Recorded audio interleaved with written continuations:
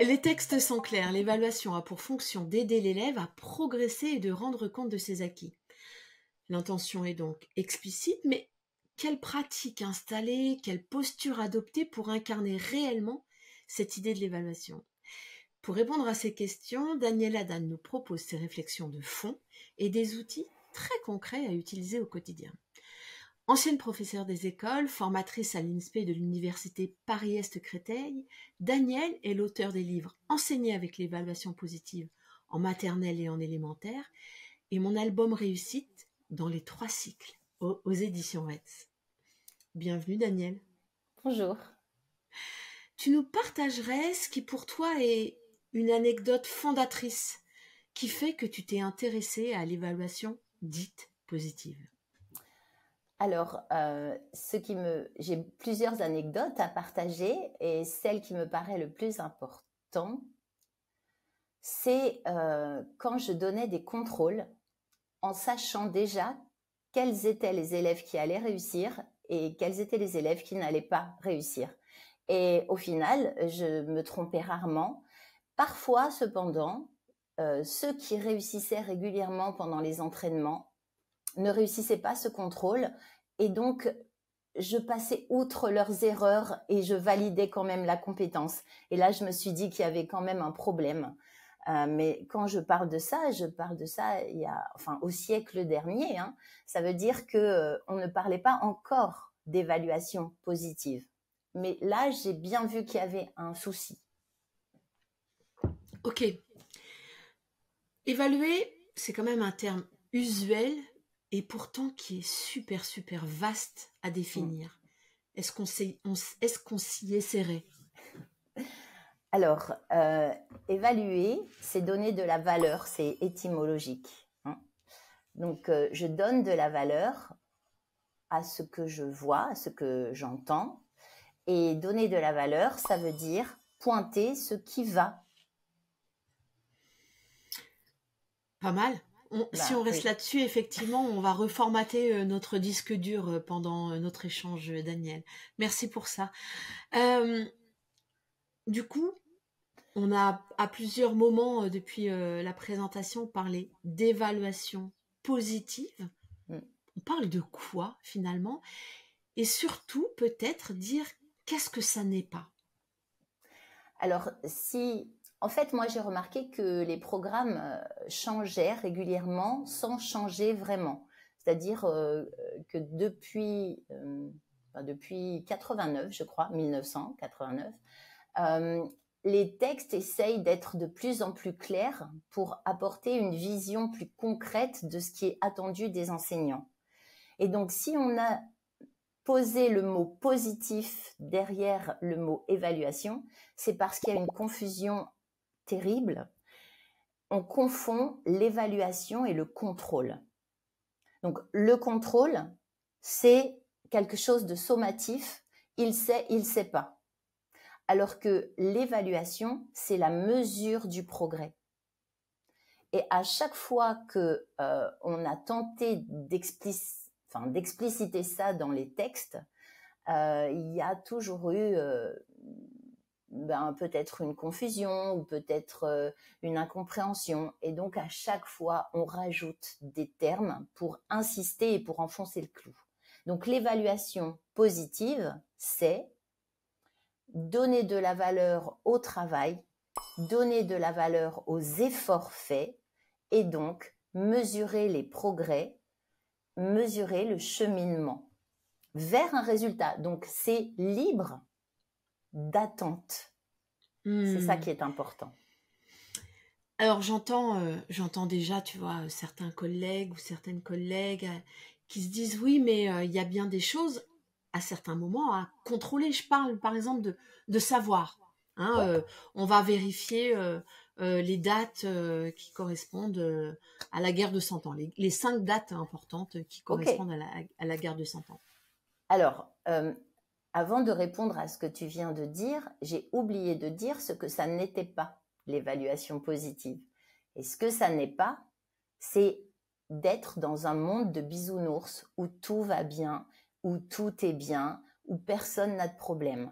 Ce n'est pas parce que j'évalue de façon positive qu'il n'y a pas d'élèves qui ont des besoins spécifiques et qui ont besoin d'une aide appropriée. Et pour ça, pour ne pas être dans un monde de bisounours, c'est important que, alors d'une part, on montre les progrès, pas à pas, et que d'autre part, on montre ces progrès sur un chemin global du cycle en fait. C'est-à-dire que chaque élève va progresser sur un chemin prédéfini et ce chemin est élaboré en fonction de la demande institutionnelle. Donc oui, je progresse et oui, j'ai encore des choses à faire. Voilà. Ce dont tu parles là, c'est finalement ce rapport à la norme qui est qu'on pourrait dire qu'on pourrait paraphraser comme étant les attendus. On a des attendus de fin de cycle, on s'est donné des attendus institutionnels et ça, Voilà. ça serait notre norme, c'est-à-dire qu'on a deux choses, l'individu, le progrès, le chemin de l'individu, mais ce chemin de l'individu, il est à remettre dans un contexte institutionnel, celui qu'on s'est donné comme guide collectif. Alors, les attendus de fin de cycle sont effectivement une norme, on les trouve dans les 3 cycles. Cependant, ils permettent une différenciation parce que leur formulation est assez vaste. Je prends un exemple, en maternelle, sait écrire son prénom en cursive sans modèle. Eh bien, un enfant peut savoir écrire son prénom en cursive sans modèle à la craie au tableau. Et puis un autre peut savoir l'écrire au stylo entre 2 lignes.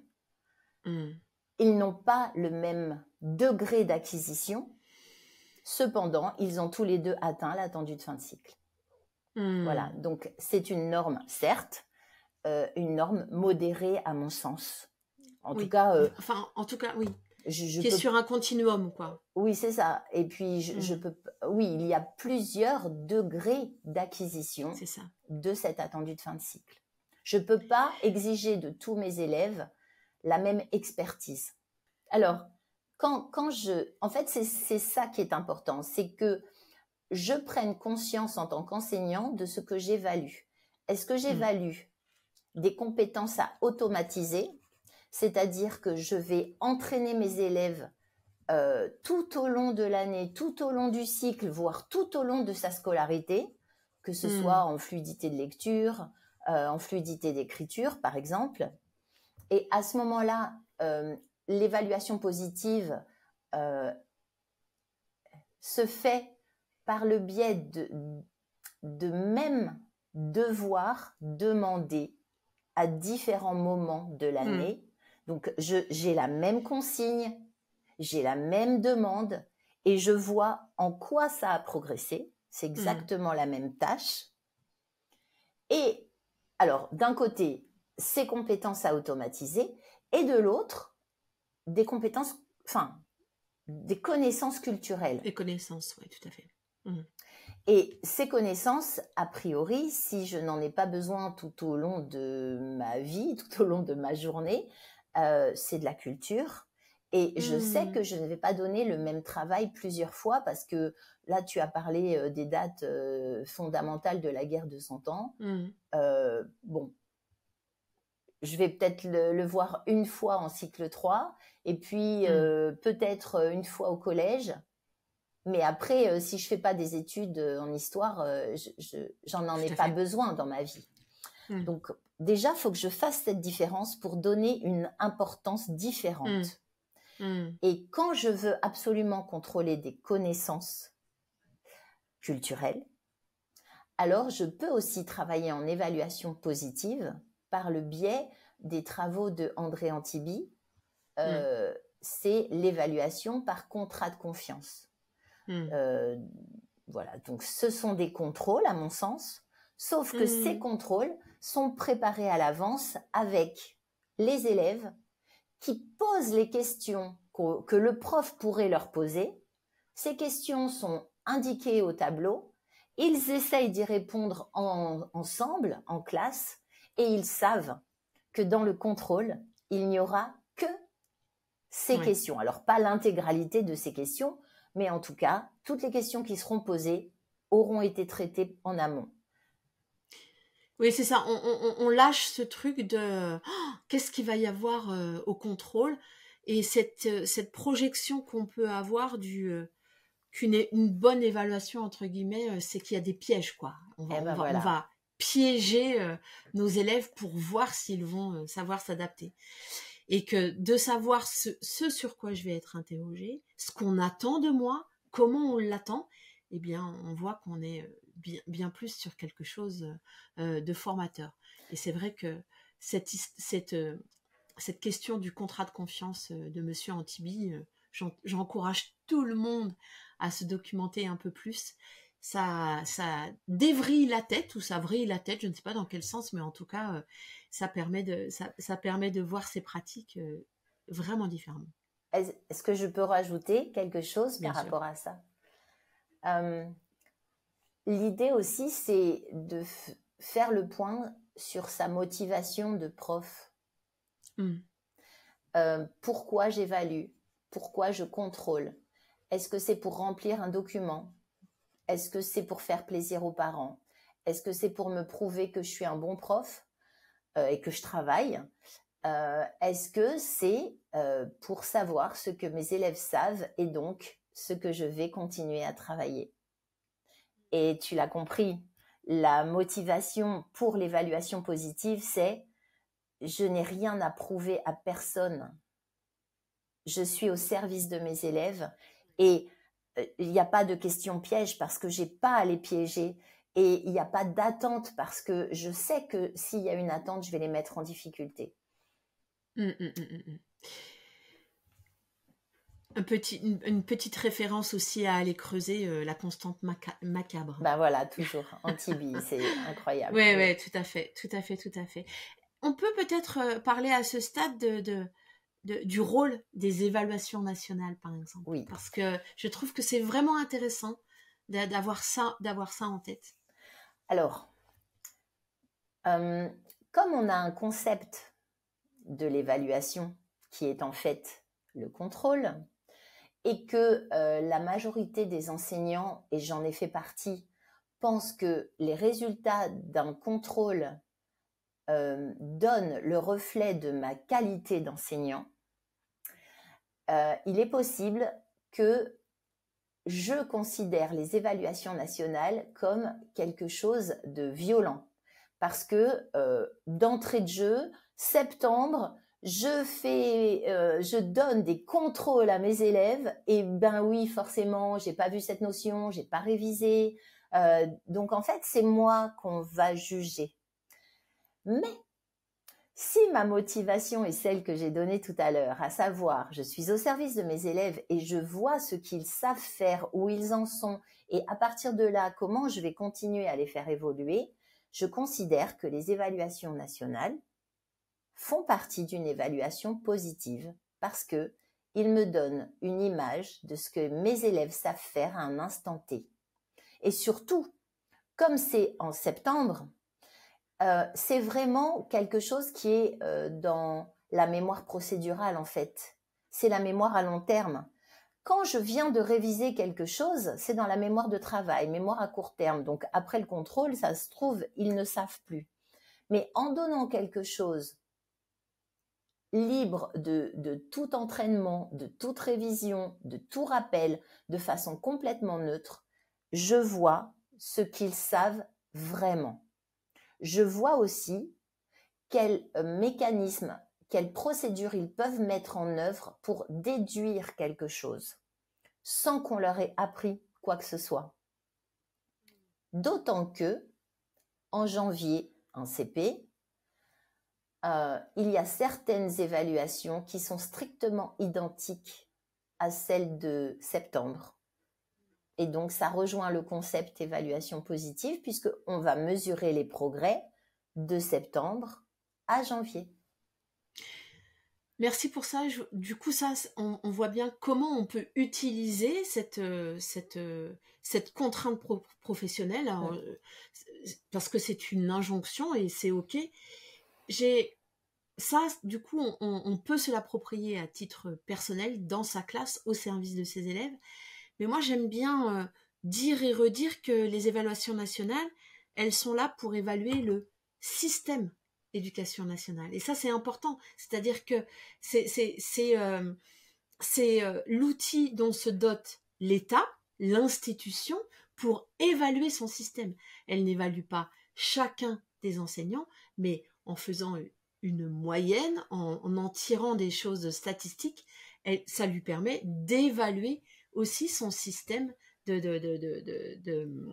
son système, son institution.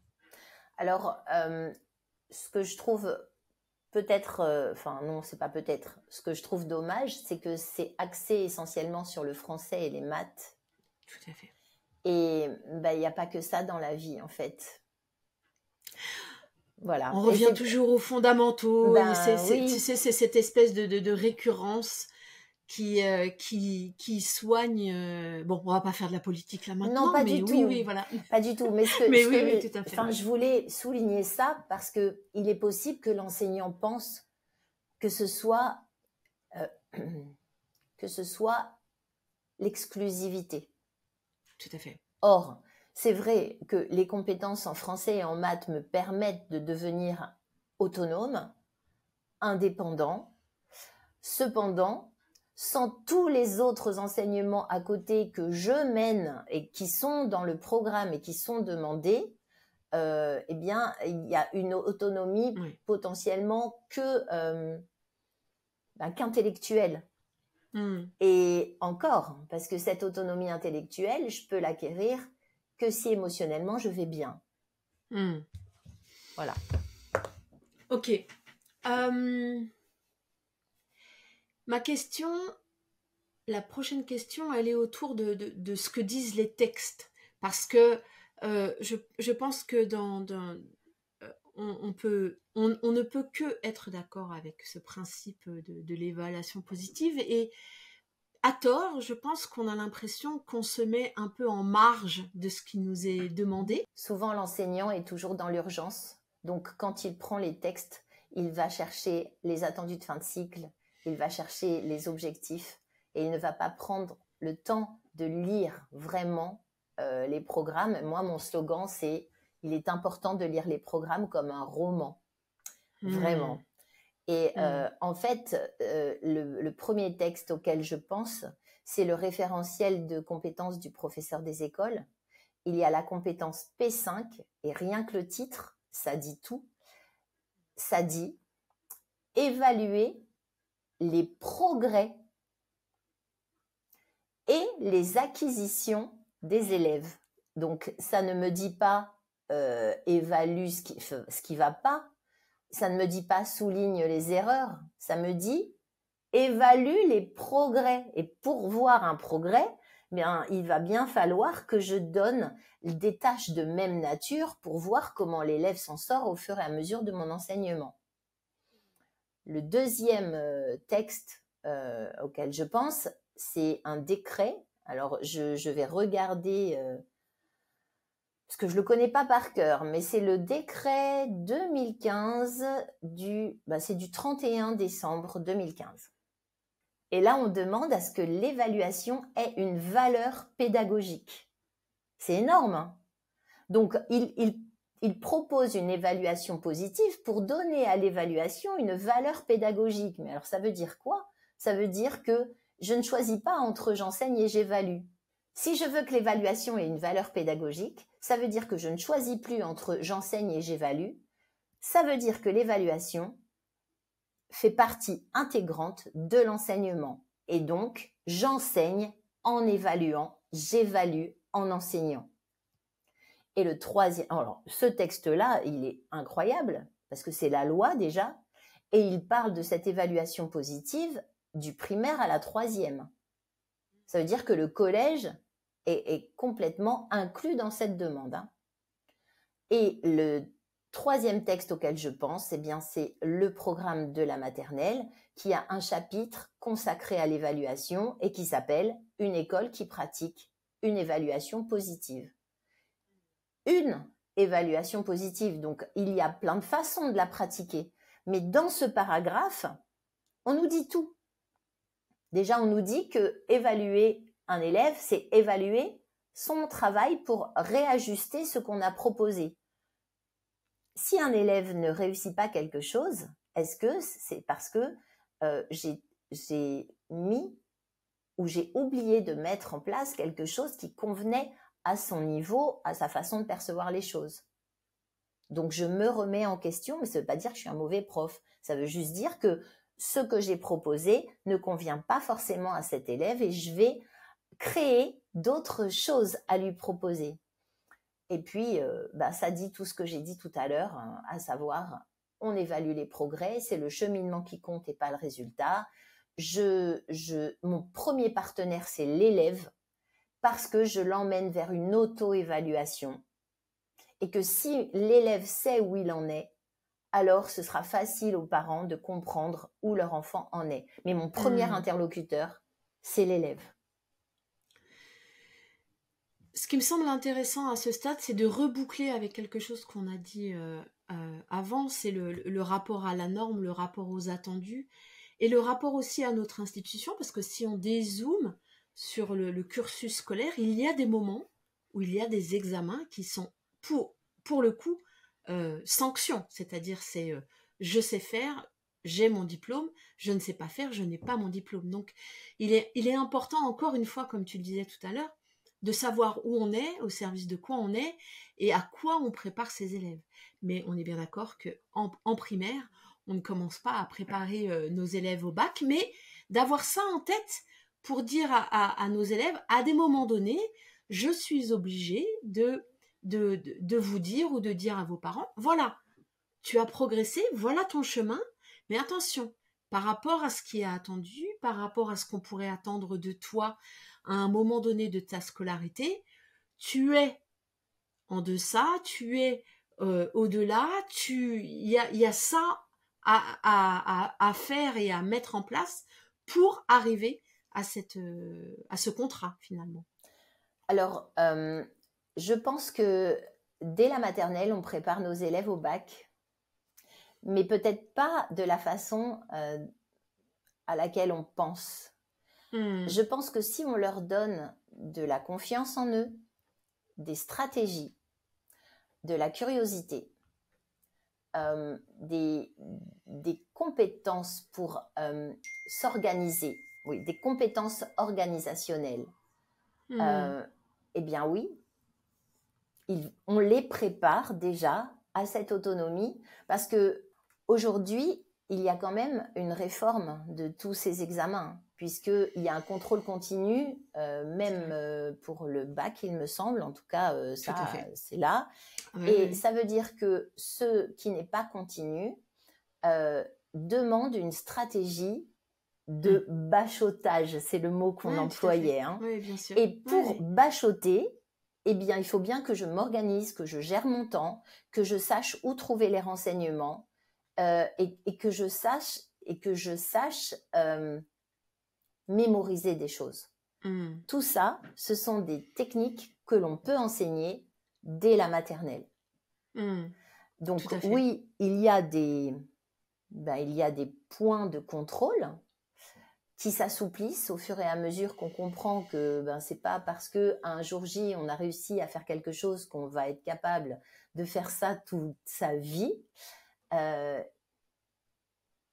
Et cependant, je peux quand même mesurer les progrès de mes élèves avec douceur. Et si je reprends ce que tu as dit tout à l'heure en disant voilà, tu as progressé, mais alors moi j'enlèverais le mais. C'est oui, c'est le but en fait, c'est la motivation lignes, en fait. C'est ça, c'est la motivation de l'album de réussite, à savoir voilà où tu en es, voilà ce qu'il te reste à faire. Et surtout dans ma conception de l'outil, c'est voilà ce qu'il te reste à faire avant la fin du cycle. Mais il n'y a pas d'attente, à mon sens, à la fin de chaque classe du cycle. Sinon, sinon je risque de perdre mes élèves.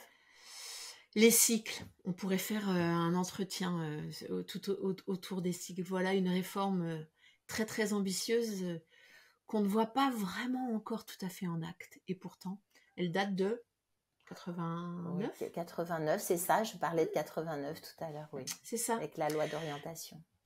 Exactement. Alors, on a posé le cadre, je crois, de cette évaluation positive. On a compris qu'elle était inscrite au cœur de notre système. En tout cas, c'est ça qu'on attend de nous en tant qu'enseignants. J'aimerais bien qu'on parle de la posture que ça demande. Et ma question, elle serait, selon toi, quels sont les plus grands freins que tu observes chez les enseignants que tu croises pour changer, reformater et vraiment passer à cette évaluation? Alors j'enlève positif parce qu'on a compris que finalement, c'est l'évaluation. Oui, l'évaluation est positive par définition. Mais bon, alors, il y a deux questions dans ta question. Et la première, c'est, tu peux juste la répéter, la première? Ma question, c'est vraiment, quels sont les freins que tu observes, toi? C'était ça, parce que je croyais qu'il y avait une première partie de question pour savoir ce qu'il y avait à changer potentiellement pour mettre en œuvre. Non, d'accord. Non, vraiment, là, c'est vraiment les freins que tu observes et forcément, va en découler comment on accompagne et qu'est-ce qu'on met en place, mais ça sera l'objet de la question d'après, qu'est-ce qu'on met en place pour reformater notre disque dur et installer des postures et des activités qui correspondent à ce principe d'évaluation. Alors, souvent, on veut faire pour obtenir un résultat. Mais, et là je dis mais, on n'est pas. Et la plus grande difficulté, c'est d'être l'enseignant qui veut mettre en œuvre une évaluation positive, parce que ça demande un état d'esprit, une posture qui se travaille en fait. On peut l'avoir spontanément parce que on l'a déjà travaillé, on a déjà un lâcher prise, c'est peut-être un peu plus naturel. C'est pas évident. C'est-à-dire que quand je travaille en évaluation positive, ça veut dire que je fais confiance à mes élèves dans leur capacité à progresser. Ça veut dire que j'accepte de lâcher prise et de ne plus être dans le contrôle. Alors quand là je parle de contrôle, je parle pas d'exercice, hein. Je parle de qu'est-ce qu'il faut qu'il fasse à ce moment-là, qu'est-ce qu'on m'a dit dans mon livre, dans ce manuel, qu'est-ce que dans ma programmation j'ai noté à telle période, à telle période, à telle période.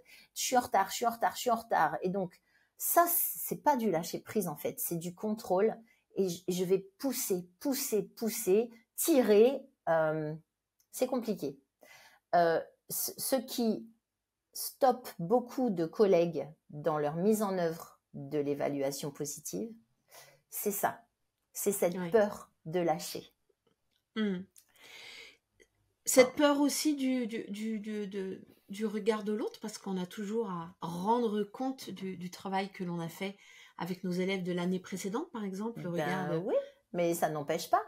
C'est-à-dire que c'est pas parce que je lâche prise que je fais n'importe quoi. Lâcher prise, c'est juste, par exemple, moi, une façon que j'ai de lâcher prise, que j'avais, puisque j'ai plus de classe là, mais que j'avais, c'est que ma progression sur l'année dans chaque domaine d'apprentissage n'était pas par période.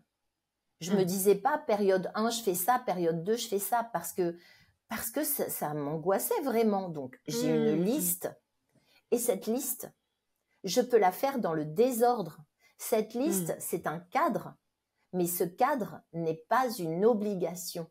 Donc, si par exemple, avec mes élèves, on parlait de quelque chose par rapport à l'actualité, par rapport au quoi de neuf, et que cette chose m'amenait à un élément de ma programmation que je devais faire, mais peut-être plus tard, c'était pas très grave. Je le faisais maintenant parce que j'en avais besoin, parce qu'il n'y avait pas de besoin pédagogique au niveau d'une hiérarchie de connaissances, et je stabilotais ce que j'avais fait, même si c'était pas dans l'ordre. Ça, c'est un moyen de lâcher prise. Cependant, je sais où je vais.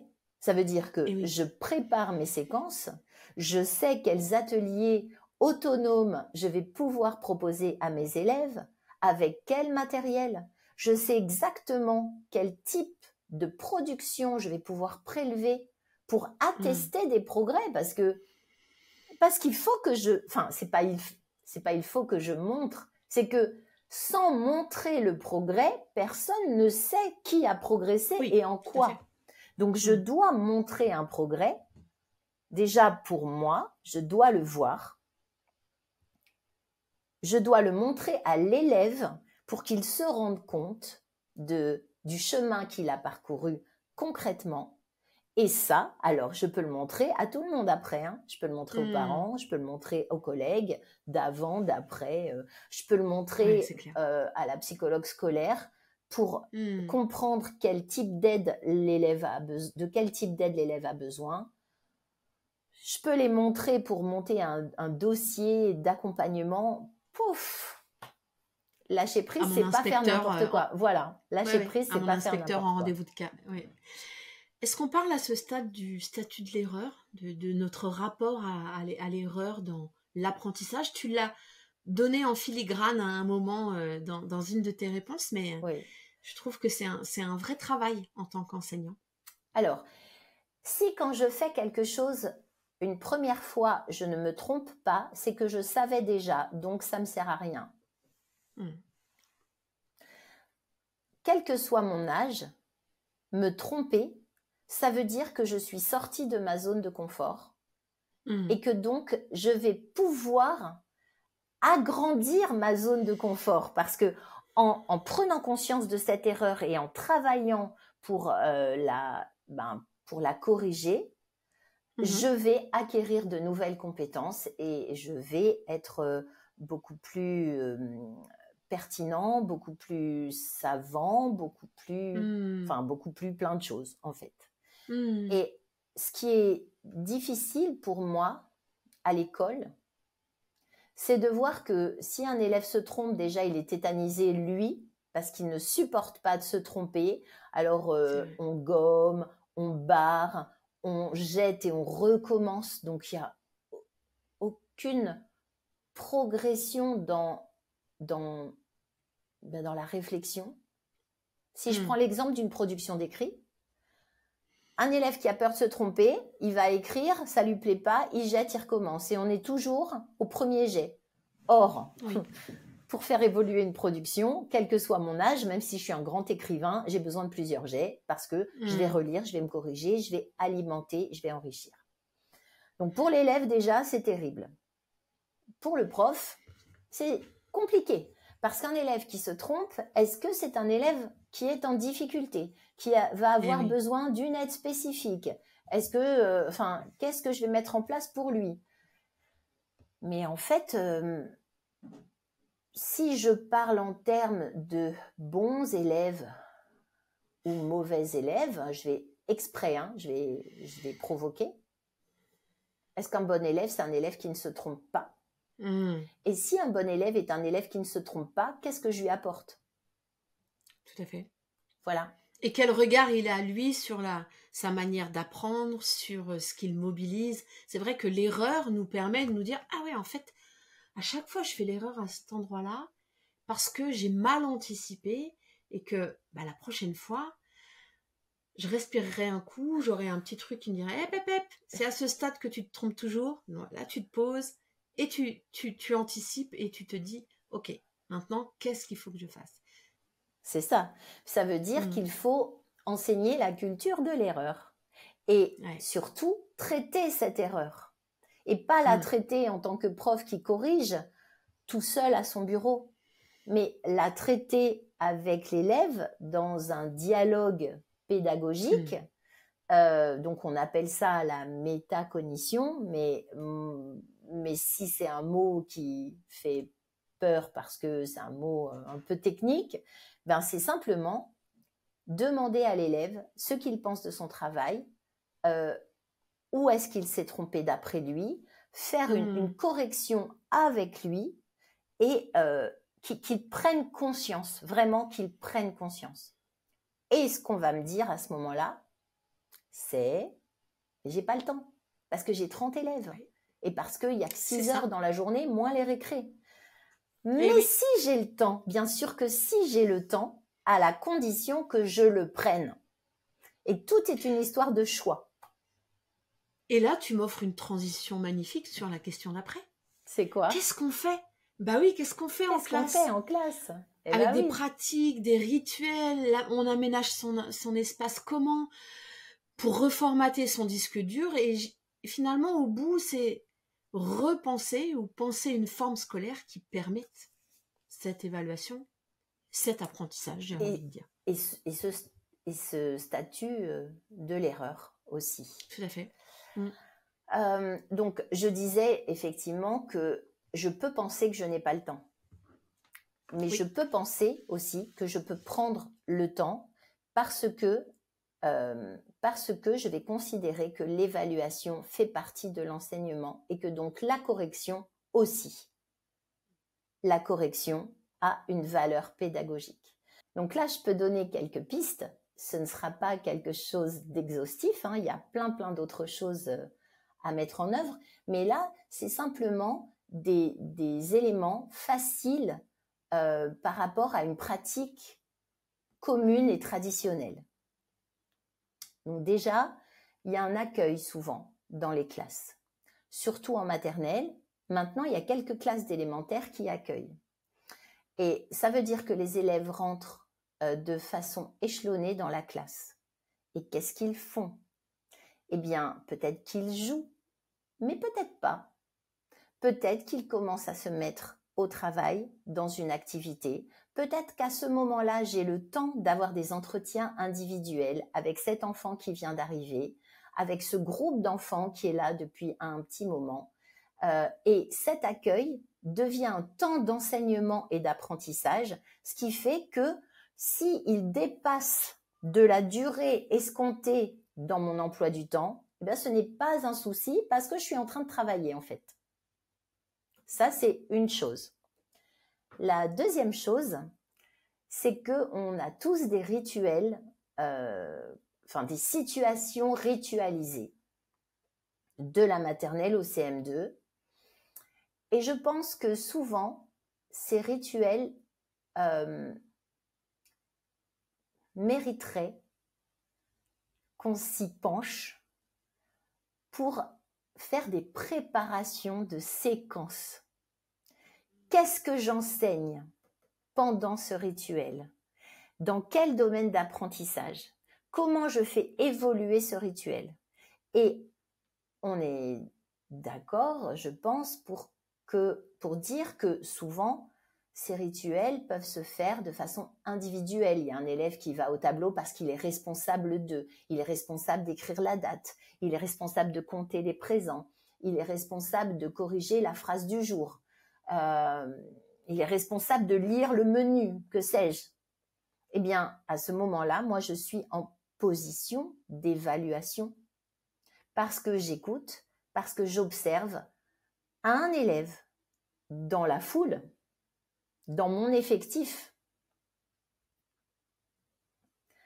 Et à ce moment-là aussi, si mes élèves sont conscients de ce qu'ils sont en train d'apprendre et de travailler, et s'ils sont conscients des critères de réussite, alors je peux faire participer toute la classe pour coévaluer le travail fait par l'enfant responsable ce jour-là. J'ai un autre exemple très concret. Si mon rituel, c'est que tous les matins, il y ait 2 ou 3 élèves qui disent un poème et que tous mes élèves sachent quels sont les critères de réussite pour dire un poème en captant son auditoire, eh bien après on fait un retour. Que pensez-vous de sa prestation? Et là, il va y avoir les points positifs, donc ce qu'il a réussi à faire, et puis ce qu'il lui reste à travailler pour progresser. Toujours dans la bienveillance, bien sûr. Bon, j'ai oublié un truc encore, mais je ne veux pas tenir trop longtemps Le micro. En fait, tu as parlé d'aménagement de l'espace. Eh bien, ça aussi, puisque ça permet d'avoir de l'autonomie chez mes élèves. Ça veut dire que moi, je suis libre d'élèves à ce moment-là. Quand ma classe est aménagée, je ne vais même pas parler de classe flexible, hein. Je parle juste de coins dans la classe qui proposent à mes élèves des outils qui leur permettent de travailler une compétence. C'est tout. Et quand mes élèves sont conscients de ce qu'ils ont à travailler et qu'ils ont un contrat, alors ça peut être sous forme de plan de travail que moi je leur donne ou que eux se font. Ils savent où aller travailler et moi je ne prends personne et je voyage dans ma classe d'un élève à l'autre, d'un groupe à l'autre. J'ai une vision globale et là je peux choisir de m'asseoir 3 minutes, 5 minutes avec un groupe d'élèves ou un seul élève. Bah là j'ai du temps. Je respire. Ce que je trouve intéressant dans ce que tu proposes, c'est que il y a quelque chose à aller interroger chez nous en tant qu'enseignants, en tant que professionnels. C'est la confiance qu'on accorde à ce qu'on observe. Ah oui. Parce que bien souvent, en tout cas, j'ai l'impression que c'est quelque chose d'assez évanescent dans nos pratiques. On se dit que non, l'observation, c'est pas assez objectif et qu'il faut passer par l'écrit, par tous au même moment. Voilà. Et je trouve que cette question de l'observation, de l'entretien individuel, du truc de « Ah, je viens juste de regarder un truc. Là, je viens de voir mon élève faire ça. Est-ce que je peux le prendre comme une évaluation ?» Oui. La réponse est courte. Oui. En fait, j'observe plein de choses. Je peux observer des productions écrites. Donc là, il n'y a pas de problème, hein. J'ai donné un exercice, j'ai donné une fiche. Il y a une production libre qu'un élève a fait sur une feuille, un dessin, un schéma. Là, c'est clair. C'est quelque chose de très objectif. Maintenant, j'observe une attitude. Ben, oui, pour me faire confiance, c'est important que je transforme cette observation en fait. Et les faits, ce n'est pas une interprétation. C'est-à-dire que je peux écrire quelque part, aujourd'hui, cet élève, donc je vais dire un prénom au hasard, aujourd'hui, Arthur a aidé Sonia à faire son exercice. Mais c'est un fait, ça. C'est un fait, tout à fait. Et même, par exemple, si je vois des élèves penchés ensemble dans une coopération pour un même travail, je le vois, mais je peux prendre une photo et on pourra voir tous ces enfants penchés sur la même tâche. Et c'est une évaluation de groupe, parce que je peux aussi évaluer de façon collective, c'est pas forcément une évaluation individuelle. Voilà, donc pour avoir confiance dans mon observation, j'ai besoin de mettre des mots sur ce que j'ai observé pour transformer ça en fait. Merci Daniel. On voit dans tout ce voyage qu'on a fait là durant une petite heure autour de l'évaluation, on voit que c'est un travail à entamer en soi en tant que professionnel, tant sur le fond que sur la forme, parce que une fois qu'on a questionné certains rapports à l'erreur, ce qu'on a envie d'être comme enseignant pour accompagner les apprentissages de nos élèves, eh bien il faut transformer tout ça en pratique, en activité. Et c'est un long travail et c'est OK avec ça. Donc, merci de nous avoir accompagnés sur ce temps. Je rappelle qu'on peut retrouver tes ouvrages sur l'évaluation aux éditions Retz, mais aussi tes ouvrages sur le bien-être dans ses baskets en tant qu'enseignant ou enseignante. Parce que ces ouvrages-là, alors on n'en a pas parlé parce que c'était pas le sujet de l'entretien, mais je conseille à ceux et celles qui sont là d'aller taper Daniel Haddad et d'aller regarder les autres parutions. Je vous assure qu'il y en a vraiment des très chouettes. Alors, tapez sur le clavier, hein. taper Daniel Haddad Oui. sur le clavier. Hein. Ah oui, bah Oui. oui, bien sûr, ne tapez pas Daniel, enfin. Je voudrais juste dire une dernière chose, c'est que on a parlé d'évaluation positive pour les enfants, et toi tu viens de dire que c'est un travail de longue haleine de mettre en œuvre l'évaluation positive. Alors s'il vous plaît, pratiquez l'évaluation positive aussi pour vous, et au lieu d'attendre un résultat, eh bien, ayez des étapes pour mettre en œuvre une évaluation positive au fur et à mesure de votre carrière, parce que ça ne se fait pas en un an. Moi, je réfléchis dessus depuis, j'ai retrouvé des archives de 1992, 13. Non, mais ouais, hein. Je réfléchissais déjà, quoi. Donc, c'est très long. Donc, être bienveillant avec soi et savoir que un pas après l'autre, un jour, on va y arriver, mais on ne sait pas quand. Et on mesure les progrès que l'on fait chaque année. Merci pour ce mot de la fin. Merci beaucoup, Daniel. Merci, Nathalie, de m'avoir reçue et c'est toujours un vrai plaisir. Merci beaucoup.